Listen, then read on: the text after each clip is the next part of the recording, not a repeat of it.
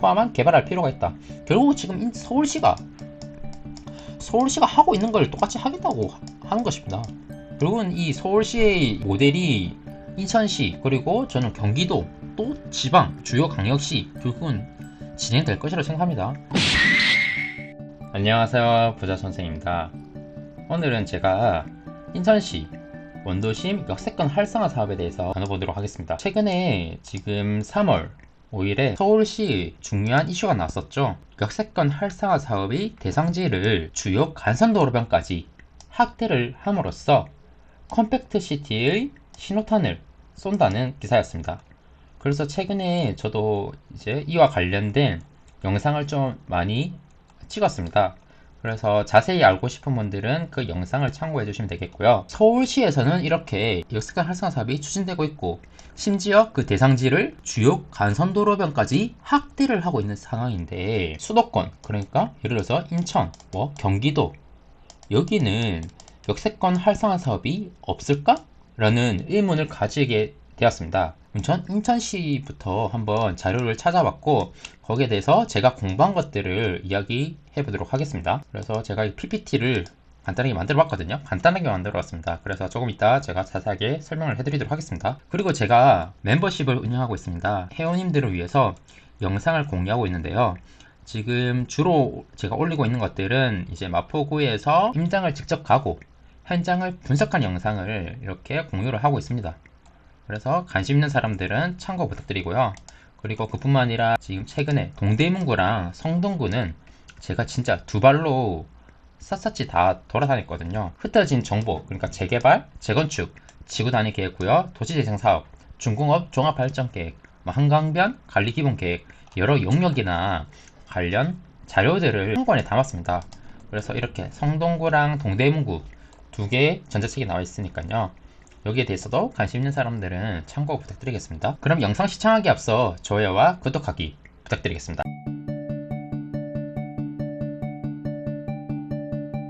이 자료에서 좀 중요하다고 생각이 돼서 여기 공유를 해둡니다.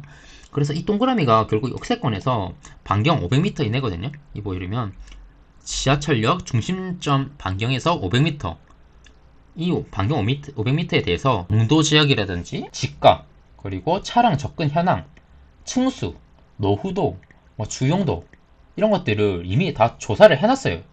인천연구원에서. 그래서 이런 것들을 다 고려를 해서 결국은 시범사업지를 도입하고 추후에 이제 우선순위를 정해가지고 역세권 활성화 사업을 진행할 거란 말이에요. 그러니까 이런 자료를 보고 분석을 할 줄 알아야 됩니다. 그러니까 예를 들어서 지금 어디나요? 부평역을 볼까요? 부평역은 이 역세권 대부분 상업지역, 이 대부분 상업지역입니다. 상업지역. 그리고 이 준주거지역, 상업지역과 준주거지역이 많이 포함되어 있다는 것을 알 수 있습니다. 예를 들어. 그리고 주안역도 마찬가지죠. 이 인근, 시민공원역 이 인근도 지금 상업지역이라든지, 그리고 제2종, 일반 주거지역도 꽤 있네요. 그리고 일부 이 주안국가산단역이라든지 이 인하대역, 이쪽 인근으로는 보시면 공업지역도 좀 보이죠. 이런 부분 용도지역 다 조사되어 있으니까 보시면 되겠습니다. 그리고 집가도 있습니다. 아무래도 지금 이 부평역 일대가 비싸죠. 딱 봐도 그림으로 봐도 보이잖아요. 여기 부천사거리역, 인천시청역 이 일대도 비싸고, 부평시장역, 부평역 이 일대도 좀 비싼 편입니다. 다른 곳은 조금 저렴한 편이죠. 그리고 차량 접근 현황인데요. 그래서 이 빨간색이 결국은 차량 통행이 불가한 지역이거든요. 그리고 많은 곳이 어딘가요? 이 운전역 특이사항이 있어가지고 이 부분은 아마 자료를 보시면 언급됩니다. 이 부분 제외를 하고요. 다른 부분, 예를 들어서 동수역이라든지 이 백운역, 평상거리역 이렇게 좀 빨간색이 많은 부분 좀 보입니다. 결국은 지금 차량 통행이 불가하잖아요. 그러면 당연히 정비사업의 명분이 되는 거거든요. 그러니까 이 역세권 활성화 사업이 추진될 가능성이 높다고 저는 봤습니다. 이 차량 통행 불가 필지가 많을수록 조금 확률은 높아진다. 참고로 이 운전역은 아까 말씀드렸다시피 조금 저는 제외를 하겠습니다. 자료에서도 언급이 되거든요. 그래서 차량 접근 현황도 잘 봐야 된다. 그리고 층수, 당연히 현재 역세권임에도 저층일수록 활성화 사업 추진에 있어서는 좋겠죠.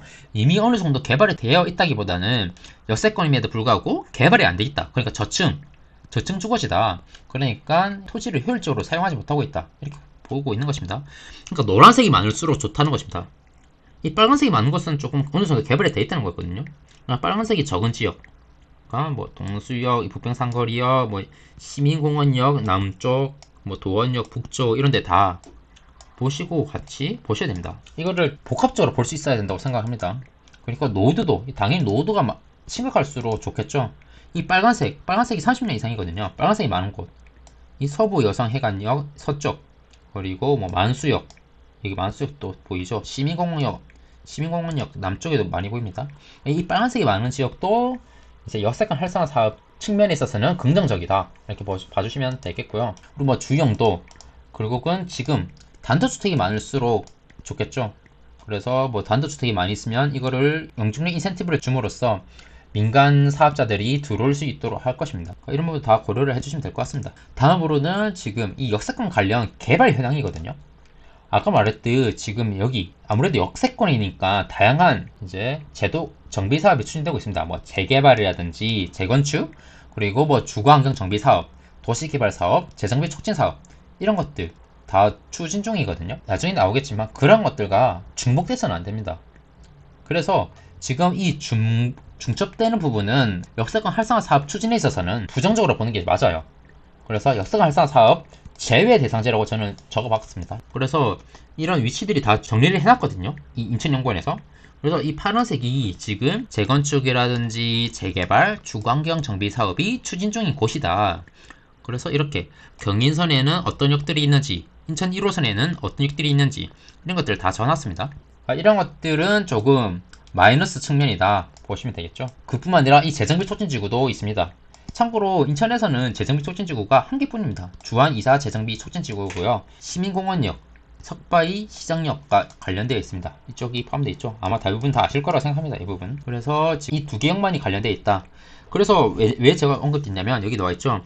인천시 재정비 촉진지구는 주안 2사 재정비 촉진지구 한 개뿐이고, 그리고 사업이 추진 중이기 때문에 역세권 사업과의 중복할 필요가 적다. 그러니까 중복할 필요가 적다는 말은 여기서는 아무래도 시범 사업시 대상지로 선정할 확률은 낮습니다. 다만 재정비 촉진지구 내에 역세권 사업이 필요하다면 도시정비형 재개발 지구로 지정을 함으로써 이 도시정비형 재개발 사업을 할 수 있다. 어느 정도 그 가능성은 배제하지는 않고 있네요. 하지만 우선순위에서는 좀 뒤로 봐야겠죠. 도시개발 사업도 있죠. 그래서 뭐 동인천역이라든지 제물포역, 그리고 도하역 이렇게 다 있습니다. 뭐 가정역이라든지 송도역, 인하대역 이런 식으로 아무래도 인천에서 좀 서쪽이 많네요. 서쪽에 좀 도시개발 사업지가 많다. 그리고 지구단위 계획구역과 중첩되는 부분 다 이렇게 인천연구원에서는 다 조사를 해놨습니다. 이렇게 이런 정보를 바탕으로 결국은 이 역세권 활성화 사업이 시범사업지나 앞으로 대상지를 선정할 것이거든요. 그리고 그뿐만 아니라 이 도시재생 활성화 사업지도 중요합니다. 앞으로 이곳은 이 보존에만 초점을 맞추는 것이 아니라 이 개발과 보존의 균형, 그러니까 개발도 해야 된다. 그러한 측면에 있어서 이 부분도 다 꼭 이 역세권 활성화 사업뿐만 아니라 이런 부분 다 같이 봐야 됩니다. 그래서 여기에서의 일단 소개를 말하면 원도심의 쇠퇴 현상이 지속되고 있다. 그래서 인천시의 인구가 증가를 하고 있지만 대부분 아까 말했듯 이 송도, 청라, 그리고 영종도 같은 신도시로 사람들이 빠져나왔어요. 그렇다 보니까 원도심의 인구는 감소를 하고 있고요. 아무래도 이 입지가 좋고 역세권임에도 불구하고 인구가 감소하고 있는 현상을 보이고 있습니다. 그래서 지금 여기도 원도심을 부흥해야 된다, 이렇게 말하고 있는 것이죠. 그리고 계속 말하고 있습니다. 원도심은 우리나라 최초의 철도인 경인선, 그리고 뭐 인천 1호선, 인천 2호선, 수인선, 7호선 이런 식으로 다양한 지하철이 설치되어 있지만 그럼에도 불구하고 수인선 주변을 제외하면 쇠퇴 현상이 지속되고 있다고 합니다. 또 여기서 힌트를 얻을 수 있죠. 수인선 주변은 조금 우선순위에서는 좀 떨어지겠다. 그러니까 후순위로 봐야 된다는 거죠. 인천 1호선이라든지 인천 2호선, 그리고 뭐 7호선 이런 부분 위치, 이러한 역세권을 보는 것이 맞다고 생각합니다. 그리고 그뿐만 아니라 여기 나와있죠. 차량 접근이 어려운 필지 비율이 높다. 아까 말씀드렸듯 차량이 못 들어오는 곳은 당연히 개발의 명분이 되겠죠. 그리고 건축물의 노드도 심각하다. 여기 동구가 30.6%로 그 비율이 높다. 이 부분은 역세권 활성화 사업 추진에 있어서는 긍정적이다. 그리고 원도심 역세권별 평균 층수도 상 5층 평균 50% 이상이 3에서 5층 그냥 저층이다, 이렇게 말하고 있는 것입니다. 그래서 뭐 양호한 입지적 특성에도 불구하고 저밀 이용된 상태로 남아있다. 그래서 개발을 해야 된다. 우리가 이 용적률 인센티브를 줄 테니까 민간 사업자들을 들어와서 개발을 해라. 저는 이런 식으로 느꼈습니다. 그리고 여기 활성사업이 필요하다. 결국은 대중교통 접근성이 높고 역세권의 토지 이용 효율화를 위해서 역세권 활성사업의 필요성을 강조하고 있죠. 그래서 아까 말씀드렸다시피 이 역세권임에도 불구하고 토지 이용 밀도가 낮고 건축물이 노후화되어 있다. 그래서 현재 이 역세권의 장점인 역세권을 충분히 활용을 못하고 있다. 그래서 아까 말씀드렸던 그래도 역세권에 다양한 사업이 추진 중이라고 했잖아요. 뭐 재개발, 재건축, 주거환경 정비 사업, 지구 단위 계획구역, 그리고 도시재생 활성화 사업, 그리고 또 뭐 있나요? 그 도시개발 사업, 재정비 촉진 사업 이런 것들 다양한 구역이 있습니다. 82개의 정비 사업 중에서 25개가 역세권을 위치하고 있지만 그럼에도 사업 추진이 활발하지 못하다. 그래서 뭐 도시재생 활성화 사업 구역도 사업 계획은 부족하다. 이런 계속 부정적으로 말하고 있는 것이죠. 그래서 우리가 이제 역세권 활성화 사업을 통해 가지고 원활한 사업이 추진될 수 있도록, 그러니까 사업성이 개선될 수 있도록 민간 사업자들이 들어와서 사업을 진행할 수 있도록 해줘야 된다는 것입니다. 그래서 이 역세권을 중심으로 복합 고민을 해야 한다. 이렇게 말하고 있습니다. 단 순수 주거 개발이 아니다. 주거와 비주거의 복합, 계속 강조를 하죠. 복합 생활권에 필요한 생활 SOC를 포함한 개발할 필요가 있다. 결국 지금 서울시가 하고 있는 걸 똑같이 하겠다고 하는 것입니다. 결국은 이 서울시의 이 모델이 인천시, 그리고 저는 경기도, 또 지방 주요 광역시 결국은 진행될 것이라고 생각합니다. 그래서 여기서 제도와 방안이 나오거든요. 이걸 중요하거든요. 그래서 제가 좀 정리를 해봤습니다. 첫 번째는 바로 기성시가지 우선 개발하겠다는 것입니다. 아까 말씀드린 이 원도심, 그러니까 기성시가지를 개발하겠지 비시가지를 개발할 필요가 없다. 그러니까 녹지지역은 제외를 하겠다고 나와 있습니다. 녹지지역은 제외. 그러니까 기존의 뭐 상업지역, 뭐 준주거지역, 그리고 뭐 일반 주거지역 여기를 개발하겠다는 것이고요. 그리고 기존에도 뭐 다양한 사업이 있다고 했잖아요. 뭐 재개발, 재건축, 주거환경 개선, 소규모 정비, 재정비 촉진구역. 그러니까 이런 것들과 중복을 지향하겠다. 그러니까 이런 사업이 추진 중인 것들은 역세권 활성화 사업을 제외하겠다. 이렇게 보시면 되겠습니다. 그리고 이 주거개발뿐만 아니라 상업 업무를 결합을 한 복합단지 개발을 지향한다. 그리고 서울시에도 지금 3도심, 7강역중심, 12지역중심 이런 식으로 중심지 체계가 있거든요. 그러나 인천에도 있습니다. 그래서 도심지, 부도심지에는 아무래도 중심지 위기의 질서가 높잖아요. 그러니까 업무와 상업시설을 주로 하겠다. 그리고 종상형도 상업지역까지 해주겠다고 나와 있습니다. 다만 지역 기구중심지는 업무 상업도 필요하지만 이 주거의 기능도 넣겠다는 것입니다. 그래서 여기는 낮지만 준주거 지역까지 종상이 가능하다 나와 있습니다. 그래서 제가 이거를 인천시 2040 인천 도시 기본 계획이거든요. 여기 공간 구조가 설정되어 있습니다.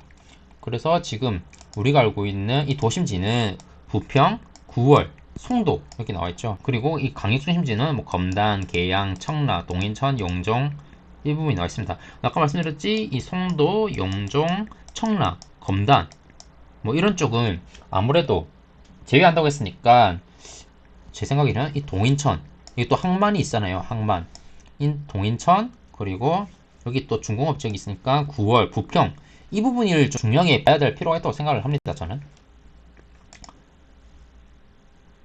그래서 이 부평, 9월, 동인천을 저는 계속 조금 중요하게 보고 있고 여기서도 좀 자세히 공부하시면 여기다 투자할 때가 있다고 생각을 합니다.